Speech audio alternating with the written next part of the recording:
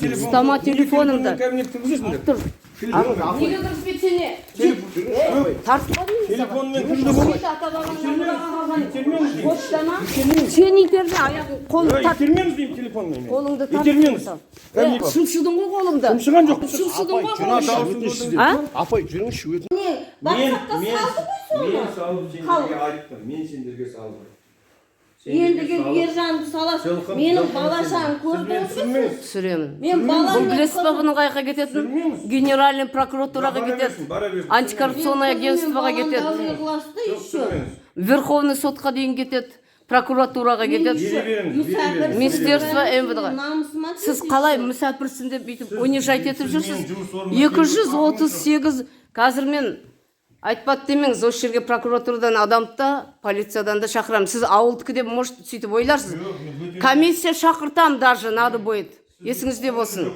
Сіз өйтіп, ит қылатын, шеттей бала-шағасымен шырылдататын қандай хақыңыз бар? Қандай хақыңыз бар? Еңбек ақысын қайтарыңыз. 238 бас қойын бақтыртып.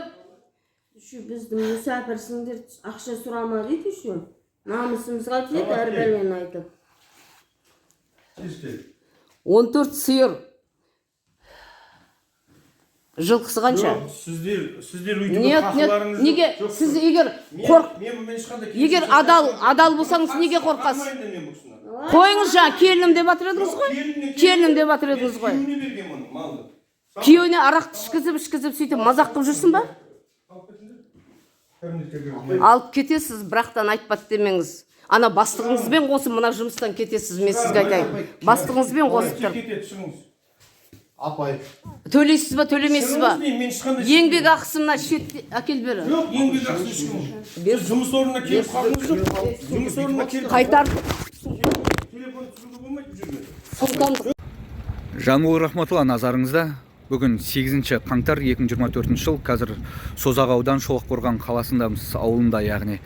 Осындағы жергілікті Шолаққорғанның Қазпоштасының директоры Смайлов Нұрлан деген өзінің жеке бір 250-дей қойын, 60-80 жылқысын, бір 20 шақты сиырын бір жас отбасыға 4 баласымен қойшы етіп жалдап бақтырыпты, жалақысын бөліп кішкентай ғана бөліктерін беріп, соңында айқай-шу шығарып, қойларын басқа, малдарын басқа жаңағы қойшыларға беріпті да, бұлар қуып шығыпты.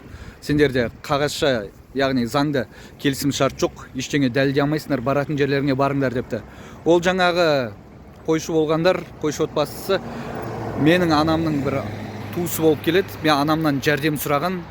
Анам ортаға түсіп, Алматыдан келіп, осы мәселенің мән-жайын білейін деп, жаңағы кісінің жұмыс орнына барып, бір үлкен кісі ғой, ақ жаулықты анамыз ғой енді.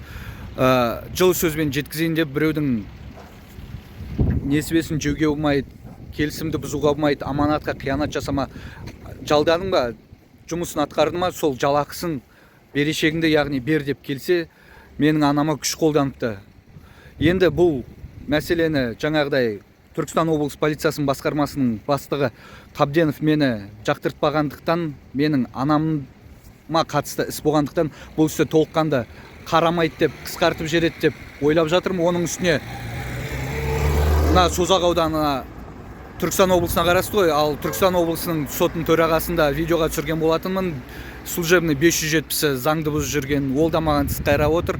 Ол да жаңағыдай мен анамның ісін дұрыс қарамасын деп қол астындағылар аудандық сотқа болсын, қалалық сотқа болсын бұйрық бере алатынын білеміз.